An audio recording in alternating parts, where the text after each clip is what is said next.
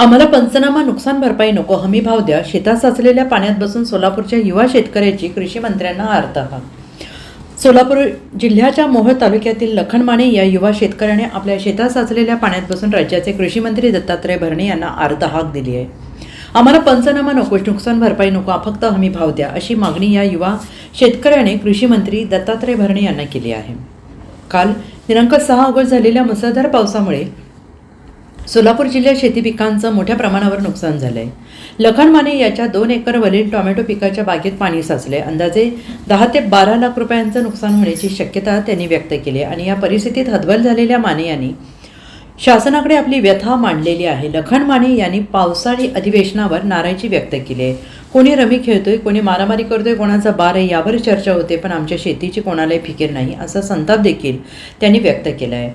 राजकारणात सत्ताधारी आणि विरोधक केवळ एकमेकांवर आरोप आणि प्रत्यारोप करण्यात व्यस्त आहेत, पण शेतकऱ्यांचे प्रश्न बाजूला पडल्याचं देखील त्यांनी म्हटलेलं आहे. आणि आम्हाला पंचनामे नकोत, नुकसान भरपाई नको, तर हमी भाव द्या, अशी मागणी कृषी मंत्री दत्तात्रय भरणे यांच्याकडे करण्यात आलेली आहे. आणि या पार्श्वभूमीवर कृषी खात्याने तसेच राज्य सरकारने याची गांभीर्यानं दखल घेऊन तातडीनं उपाययोजना करावी, अशी मागणी शेतकऱ्यांकडून होत आहे.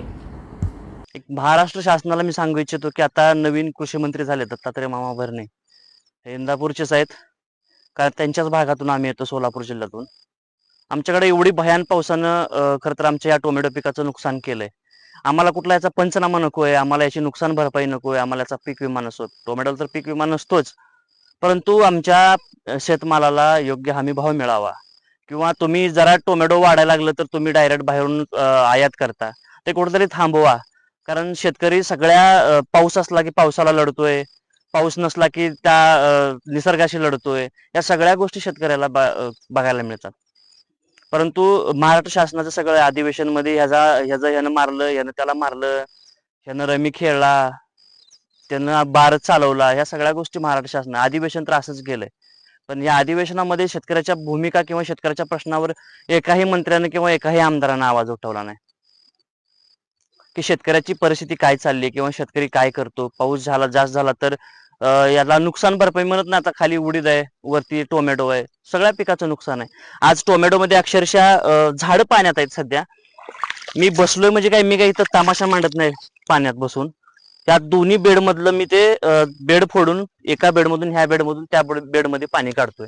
कारण हे पाणी जर आपण नाही काढलं तर उद्या आपल्याला असा प्लॉट बघायला भेटणार नाही. त्यामुळं आपल्याला पाऊस असो किंवा काय ऊन असो, या सगळ्याला लढायला लागतं. आणि आमच्या सोबत फक्त कोण म्हणजे आम्ही शेतकरीच आहेत, बाकी आमच्या सोबत कोणच नाही. त्यामुळे मी म्हणतो की आता टोमॅटो महाग झाले किंवा टोमॅटो स्वस्त झालं, स्वस्त झालं तर तुम्ही बोंबलता आणि महाग झालं तरी पण बोंबलता. Bureau report, SBN Marathi, Solapur.